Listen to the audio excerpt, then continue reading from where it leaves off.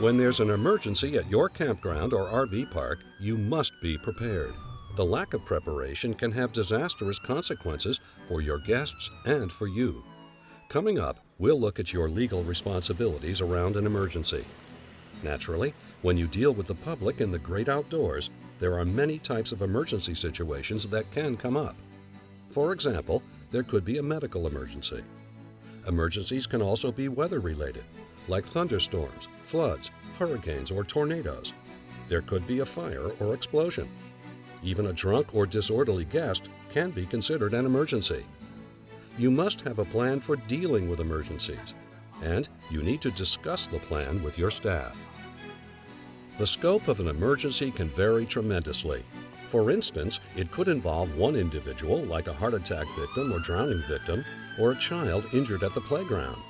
Other times, it could be hundreds of people stranded on your property in the aftermath of a hurricane or forest fire. Some may need medical assistance. Some may need to be evacuated. If it's a protracted event, you may need food and water supplies. So here's the point. Emergencies will occur. And when you own a public business like a campground or an RV park, and you invite the public onto your property, you have the legal responsibility to take every reasonable precaution to ensure their safety and well-being. If there's one message you take away from this program, and I can't emphasize this enough, you must be prepared for all types of emergencies. I think my husband's having a heart attack. Sooner or later, someone on your property will have an accident or injury. In the case of relatively minor injuries, it's okay to give out Band-Aids or bandages. But as a general practice, do not clean the wound or place the Band-Aid on the injured person.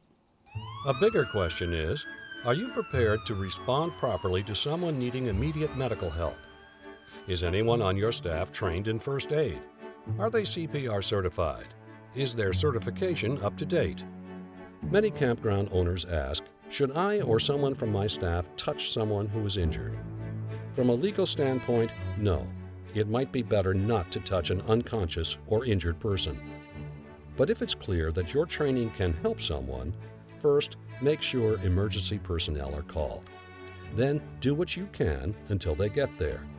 Always ask the permission of the next of kin before you attempt to help someone in a medical emergency. Never try to perform a medical technique like CPR unless you are trained and certified. When there's an emergency situation at your RV park or campground, you'll help your campers and your campground the most if you are prepared. Follow these steps. Remain calm. Be professional. That means help as best you can, but never give your opinion of who's responsible for the accident or injury, even if you feel the campground is responsible. Remember, words spoken in haste or even in sympathy can be used against you in court. Comfort the injured person. Eliminate any immediate hazards to the public. Do not pay or make any financial obligations. Take witness statements. Preserve all evidence. Notify the police if a law has been broken. Document the accident scene with a photo or video taken shortly after a crisis situation subsides. Write down anything which may be helpful for the investigation. Keep information confidential. Lastly, but most importantly, call Evergreen. We're here to help. The sooner you can call, the quicker we can send someone to investigate, get witness statements, preserve evidence, and speak with you or anyone closely connected to the incident. We are experts in claim investigation. It's crucial you inform us as soon as you can as to the incidentals surrounding the potential claim. Even if you're not sure how to proceed, call Evergreen and we will advise you. So, once again, let me emphasize, being prepared for an emergency is the key to helping your customers and your campground. In a day when lawsuits are so common, many of these ideas make good legal sense too. So, here are some more points that will increase your total readiness. Use state-specific registration and lease agreements. For signed documents to be legal or admissible in court, each state should have specific wording. It's your responsibility to contact your state association, or better yet, call a lawyer.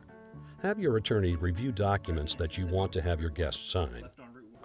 Not only does a correct registration or lease agreement define the rules and help you collect the proper fees for the site, it will give our legal defense possible contact numbers for witnesses to any incident where legal liability is in question.